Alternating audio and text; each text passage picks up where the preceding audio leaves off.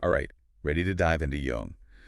This book, Modern Man in Search of a Soul, really struck a chord with me, especially what he says about what we're missing today, you know? Mhm. And I think you as a philosopher might find some pretty interesting stuff here Oh, too. definitely. Jung, same era as Freud, but he blazed his own trail when it came to the human psyche. Absolutely. And one of the things that makes Jung so fascinating is this tension he talks about, the archaic versus the modern mindset. Yeah. It's not just a simple primitive versus advanced thing, though. There's some really surprising connections there, some unexpected insights I think we can uncover.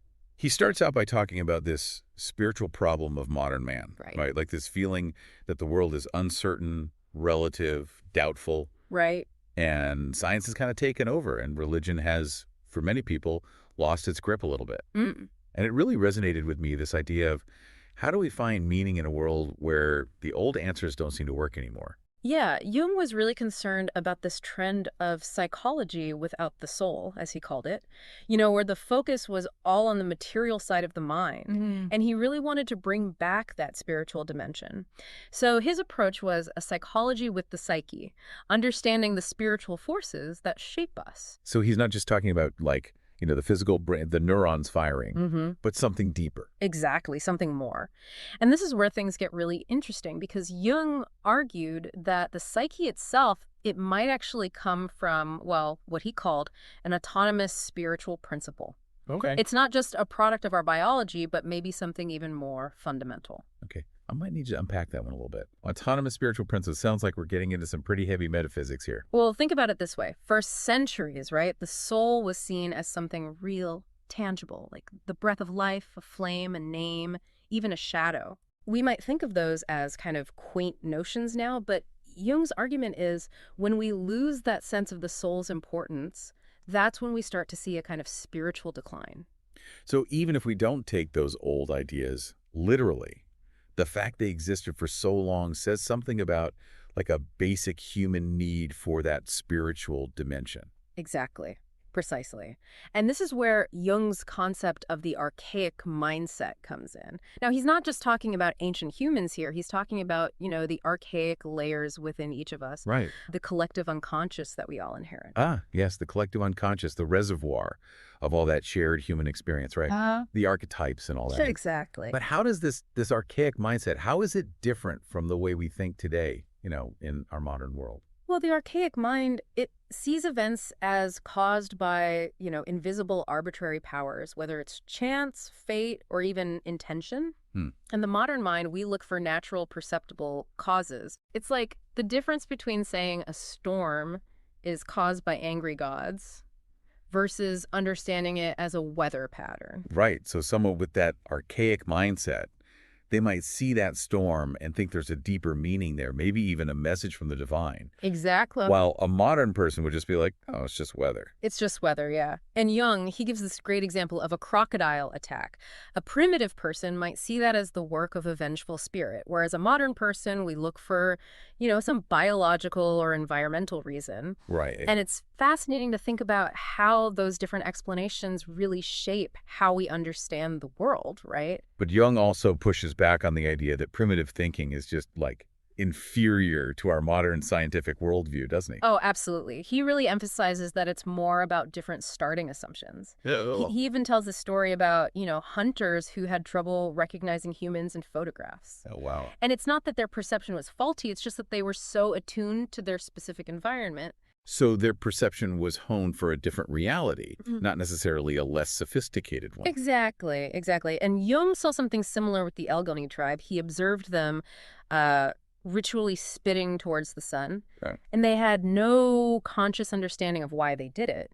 So it suggests that even without a rational explanation, these archaic practices might be tapping into some deeper truth. Wow. About our connection to the world. Yeah, it's not that primitive man is like less intelligent or incapable of rational thought. It's more that they have these different fundamental assumptions about the world, Right. more attuned to chance and these unseen forces of nature. Yeah, and Jung says, while those assumptions might seem illogical to us, they're often rooted in like this really keen observation and an understanding of just how unpredictable life can be. Yeah, he gives some really interesting examples like there's this Pueblo Indian who avoids a council meeting Mm. because he just has this uneasy feeling. And then there's this Roman who abandons his plans because he stumbles on his way out the door. It's so fascinating because those actions could be seen as superstitious, but you could also interpret them as this like intuitive wisdom, Absolutely. a sensitivity to those subtle cues and omens that maybe we've lost touch with in the modern world. Exactly. Yeah, we tend to view everything through this lens of rationality and cause and effect, Right. but maybe we've sacrificed some of that primal awareness along the way. Yeah, I remember Jung talking about how primitive man often had this much clearer understanding of life's cyclical nature, Right. which is something that seems to be kind of lacking in our modern linear view of progress. Precisely. And that connects to his idea about the significance of the second half of life. Yeah. Modern society, we put so much emphasis on achievement and accumulation, but we don't really have a roadmap for this transition. It's Yep. like we're expected to just keep chasing the same goals, Right. even when they no longer feel fulfilling. And he tells that story about the businessman, right, who has this breakdown, and his wife has to step in and take over the family business. Right, yeah. And it's almost like he was clinging to this outdated identity that just wasn't serving him anymore. As a philosopher, I find that really interesting. Makes me think about, all the different philosophical schools of thought that grapple with the meaning of life, like from Stoicism to existentialism. Right. Jung seems to be saying that maybe we need a new kind of philosophy altogether. I think so. One that integrates both the rational and the intuitive, the scientific and the spiritual. I think you're right, yeah. And Jung, he also noticed this tension between psychotherapists and the clergy. Both are trying to address these really fundamental human needs, this need for meaning and purpose, Right. but they're coming at it from these very different angles. So even if people aren't finding what they need in traditional religion, there's still this deep human need for something beyond just the material world. Absolutely, a connection to something greater. And for Jung, exploring the unconscious is a key part of addressing that need. He saw it as not just a place of darkness and repressed desires, but as a source of creative life and potential. Oh, interesting. That's very different from how Freud viewed the unconscious, right? Exactly, yeah. While Jung acknowledged the shadow side, he also saw the unconscious as a wellspring of wisdom and insight, a place where new spiritual forms could even emerge. And he argues that this modern tendency to repress uncomfortable truths, that actually hinders our growth. Didn't he use Spengler's pessimism as an example of that? He did, yeah. And the resistance to psychological insight? It's like we'd rather cling to our comfortable illusions than face the complexities of the psyche. Exactly. And Jung believed that facing our shadow, those parts of ourselves that we deem unacceptable, that's essential for psychological and spiritual wholeness. So how do we actually tap into this wisdom of the unconscious? Jung seemed to be really drawn to myths and archetypes. What's the connection there? Well, for Jung, myths weren't literal truths, but they were these symbolic representations of these powerful psychic forces at play in the human experience. And he saw them as a kind of universal language, one that speaks to both the archaic and modern mind. So even though myths might seem fantastical or irrational on the surface, they actually hold this deeper psychological truth. That's right. Reflecting these universal patterns of human experience. Exactly. He uses the example of the Mahatmas of Theosophy, those hidden masters who were believed to possess this esoteric wisdom. Right. It might seem like a far-fetched concept, but it points to that deep human yearning for spiritual guidance, for something that goes beyond the purely rational.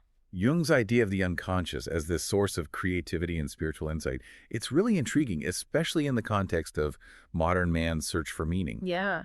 It makes me think about the role of art, music, literature in exploring these deeper layers of the psyche. That's a great connection. For Jung, engaging with those creative expressions was a way to access that symbolic language of the unconscious. Right. To tap into those universal archetypes and themes that resonate across cultures and time periods. I wonder if, our modern obsession with rationality and scientific explanation has led us to kind of neglect the power of the symbolic and the metaphorical. It's possible. Could it be that by focusing so much on the literal, We've lost touch with a deeper layer of meaning. It's definitely a question worth pondering. Jung believed that the psyche, just like nature itself, is constantly seeking balance and wholeness. Right. And maybe reintegrating those archaic ways of thinking, those intuitive and symbolic modes of understanding, that's essential for achieving that balance. But how do we actually do that? In a world that's so dominated by the rational and the scientific, where do we even begin to bridge that gap? Well, Jung pointed to the East as a potential source of inspiration. Mm. He saw in Eastern philosophies and spiritual practices a more integrated approach to the human experience, one that embraces both the rational and the intuitive, the material and the spiritual. He wasn't talking about like a literal East, though, right? Right. He saw the East as existing within each of us, representing a way of thinking that values intuition, symbolism, and a deeper connection to the natural world. I wonder if that East is what he was getting at when he talked about the potential for new spiritual forms to emerge from the depths of the psyche. That's a very insightful connection. Jung believed that the spiritual crisis of modern man, it wasn't necessarily a sign of decline, but rather a potential for transformation. It's like we're in this liminal space, this in-between place, Yeah.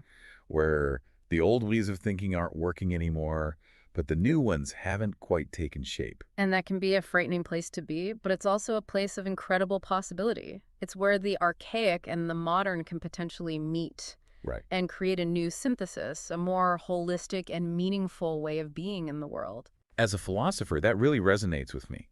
It makes me think about, the evolution of philosophical thought throughout history. How each new era builds upon and challenges the ideas of the past.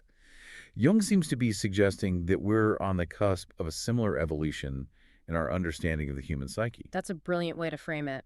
Jung was a visionary thinker who really saw the potential for a profound shift in human consciousness. Yeah. And while he may not have had all the answers, he gives us this really powerful framework for navigating this kind of complex terrain. I'm really enjoying this exploration of Jung's ideas. It's definitely dense material, but you're doing a great job of breaking it down and making it relatable. Well, thank you. What stands out to you as the most, surprising or insightful aspect of this deep dive so far? For me, it's that, you know how Jung keeps coming back to the value of the archaic mindset? Yeah. It's so easy to just dismiss that like it's primitive or superstitious, but he's saying there's this wisdom there, that we've lost touch with. Almost like we need to rewild our minds. Yeah, it is a powerful idea. It makes me wonder if we could embrace both the rational and the intuitive, maybe we'd find a more balanced way to be in the world, Right. Think about the big problems we're facing, like climate change, political divisions, all the isolation people feel. Yeah. Maybe part of the solution is rediscovering that connection to something bigger than ourselves, like that sense of interconnectedness that you see in the archaic mindset. It's like we're so focused on controlling nature, trying to manipulate it, we've forgotten how to just listen. Yeah, exactly. How to be in harmony with it. And that disconnect, I think that's at the root of a lot of our anxiety today. Huh. We've lost that sense of belonging, that feeling of being held by something larger.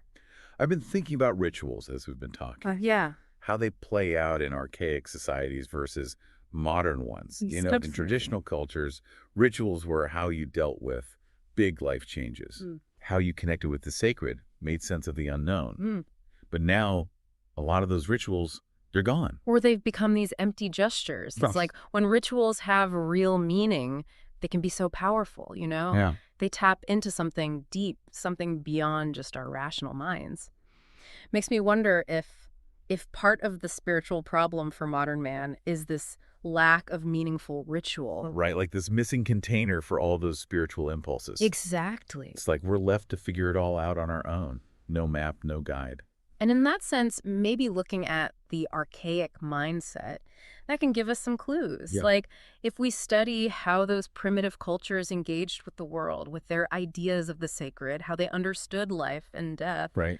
maybe we can learn something about how to create our own rituals. Yeah. How to find that sense of wonder and belonging again. This has been a really fascinating look at Jung's modern man in search of a soul, especially thinking about our listener and their philosophical interests. It has. It's amazing how relevant his ideas still are. He was writing almost a century ago. Yeah. But all that stuff about the anxieties of modern life, the search for meaning, the tension between science and religion, It's all so timely. It really is. Jung's work, it speaks to something so universal about being human, Hmm. something that goes beyond any specific time or culture.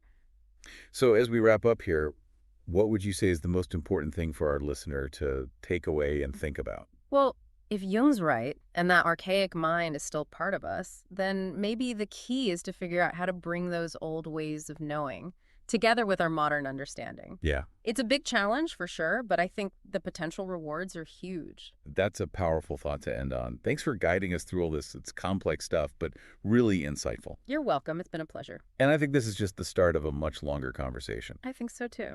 So for everyone listening, we'd love to hear your thoughts, what resonated with you, what questions are you still thinking about. Join us next time as we continue to dive deep.